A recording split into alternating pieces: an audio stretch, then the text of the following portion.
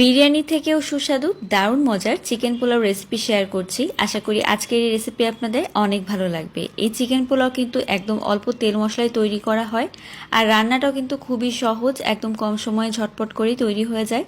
প্রথমে আমি এখানে 4টার মতো আলু নিয়েছি। আলুটাকে কিন্তু মাঝখান থেকে কেটে নিয়ে এরকম লবণ দিয়ে একদম লাল করে ভেজে তুলে নিতে হবে। আলুগুলো ভাজা হয়ে গিয়েছে, তুলে নিচ্ছি।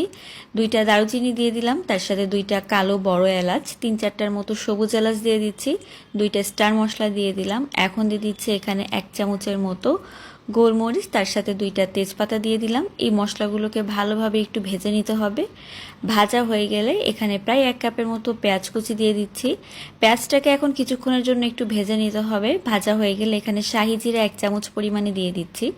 তো মশলাকে আবারও একটু ভেজে নিয়ে দিয়ে দিচ্ছি এখানে প্রায় 1 কাপের মতো টমেটোটাকে কিন্তু একদম ছোট করে কেটে নিতে হবে যেন সহজেই গলে যায়। 5-6টার মতো কাঁচা মরিচ, তার সাথে 2 টেবিল চামচ পরিমাণে আদা বাটা, 2 টেবিল রসুন বাটা দিয়েছি।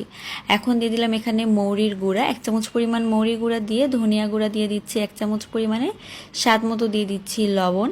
এখন মশলাগুলো ভালোভাবে কষিয়ে নিয়ে দিয়ে দিচ্ছি চিকেন। এখানে আমি 1 কেজি পরিমাণে একটা চিকেন নিয়েছি।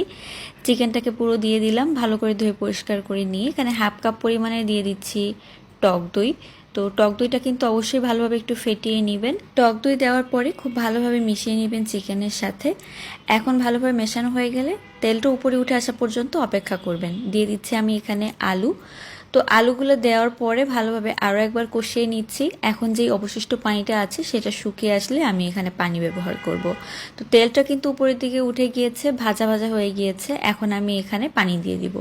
যেহেতু আমি এখানে প্রায় 3 পট চাল নিচ্ছি, 3 পট চালের জন্য তার থেকে 1.5 গুণ পরিমাণে পানি এখানে ব্যবহার করছি। তো পানিটা দেওয়ার পরে একটু ফুটে আসলে দিয়ে দিচ্ছি চাল। তো এখানে কিন্তু 3 কাপ পরিমাণ চাল আছে। পোলাও বা বিরিয়ানি রান্নার ক্ষেত্রে যতটুকু চাল নেবেন তার থেকে 1.5 গুণ পরিমাণে পানি ব্যবহার করবেন। অবশ্যই পানিটা একটু গরম হতে হবে, তাহলেই কিন্তু পোলাও একদম ঝরঝরে হবে, যে কোনো পোলাও বা বিরিয়ানি। তো এখানে দিয়ে দিচ্ছি 1 চামচ পরিমাণে গরম মশলার গুঁড়া, আরও কয়েকটা কাঁচামরিচ দিয়ে দিচ্ছি। যেহেতু এটা পোলাওর মধ্যে আমি কিন্তু শুকনো মরিচের গুঁড়া ব্যবহার করিনি। ভালোভাবে নেড়েচেড়ে মিশিয়ে নিয়ে ঢাকনা দিয়ে দিচ্ছি। এখানে কিন্তু আমি কোনো দুধও ব্যবহার করিনি। তো ঢাকনা দিয়ে কিছুক্ষণ রাখার পরে 5 মিনিটের মতো তারপর ঢাকনাটা তুলে নিয়ে আবার একটু নেড়ে দিচ্ছি। এখন আবার ঢাকনা দিয়ে দিব। এবার 10 মিনিট পর ঢাকনাটা খুলে নিব। 10 মিনিট পর ঢাকনা খুলে এখন একটু নেড়ে আবার ভালোভাবে উপর নিচ করে দিচ্ছি। এতে করে সব দিক ভালোভাবে দমে দেওয়া হবে।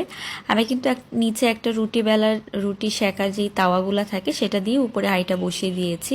এতে করে দমটা খুব ভালোভাবে দেওয়া যায়। ধনিয়া পাতা কুচি দিয়ে দিচ্ছি। আমি চিকেন পোলাওয়ের মধ্যে সবসময় একটু ধনিয়া পাতা কুচি দিই, দেখতে যেমন ভালো লাগে খেতেও কিন্তু অনেক সুস্বাদু হয়। তো এখন আবারও একটু মিশিয়ে নিচ্ছি। আর মেশানো হয়ে গেলে দেখতে পাচ্ছেন 5 মিনিট দমে দিয়ে আমার চিকেন পোলাওটা কত সুন্দরভাবে রেডি হয়ে গিয়েছে। একদম অল্প তেল মশলায় দারুণ লাগে এই চিকেন পোলাও খেতে। বাসায় মেহমান আসলে একটু অন্যরকম এই চিকেন পোলাও কিন্তু রান্না করতে পারেন। আশা করি আপনার মেহমানদেরও অনেক ভালো লাগবে। সবাই ভালো থাকবেন। আল্লাহ হাফেজ।